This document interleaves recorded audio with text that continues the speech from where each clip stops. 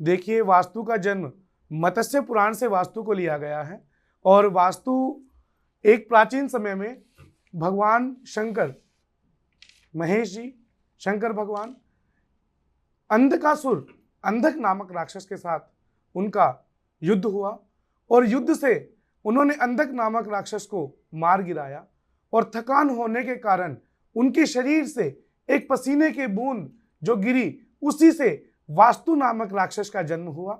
और जब उनका जन्म हुआ, उन्होंने देखा, जैसे ही जन्म होते उन्होंने विशाल अपना शरीर बना लिया और जैसे ही उन्होंने देखा कि अंधक नामक राक्षस मरा हुआ है, उन्होंने अंधक नामक राक्षस के शरीर को नोचना स्टार्ट कर दिया, नोचना प्रारंभ कर दिया और उनके मांस को नोच नोच के खाने लगे।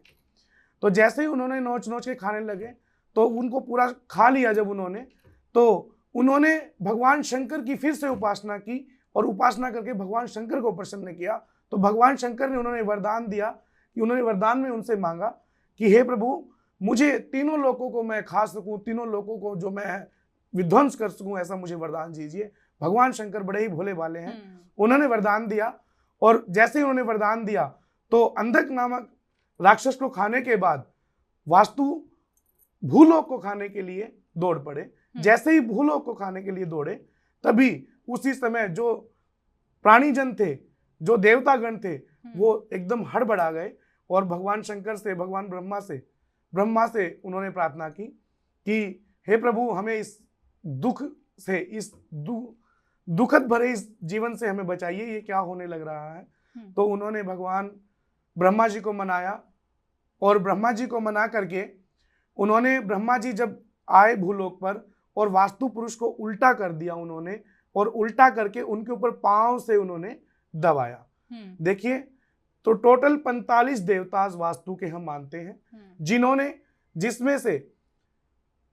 32 देवताओं ने वास्तु पुरुष को बाहर से पकड़ा और 13 देवताओं ने वास्तु पुरुष को अंदर से पकड़ा और अंदर से पकड़कर उनको जमीन पर उल्टा लिटा करके उनका वहीं पे उनको दफन कर दिया गया।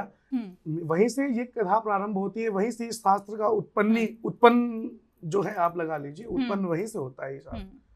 तो जैसे ही उन्होंने दबाया तो हमारे वास्तु पुरुष का सर जो है, आपके ईशान कोण के अंदर, नॉर्थ ईस्ट की कॉर्नर को हम बोलते हैं ईशान कोण, ईशान कोण के अंदर वहां पे उनका सर रखा गया। अब जैसे जमीन में जो भी आप भूखंड लेते हैं, कोई आप प्लाट लेते हैं, कोई मकान बनाते हैं, तो चाहे वो प्लाट 100 गज का हो, चाहे वो 200 गज का हो, चाहे वो 500 गज का प्लाट हो, उस प्लाट के अंदर एक वास्तु देव हम मानते हैं कि इसके अंदर वास्तु विराजमान होते हैं। और जहां पर उनका सर है, जहां पे उनका हाथ है, पांव है, जैसे हमारे शरीर के अंग हैं, वैसे ही वास्तु पुरुष के भी अंग मानते हैं। और ईशान कोण जहां पे उनका सर होता है, और वहां पर अगर आप देखिएगा जीवन में, अगर हम देखें कि हमारे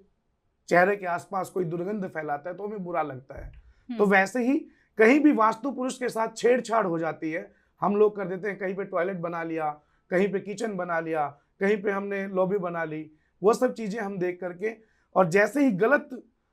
हम बना लेते हैं तो वास्तु पुरुष को भी वैसा ही प्रभाव पड़ता है। जैसे उनके सर के ऊपर अगर आप देखिएगा,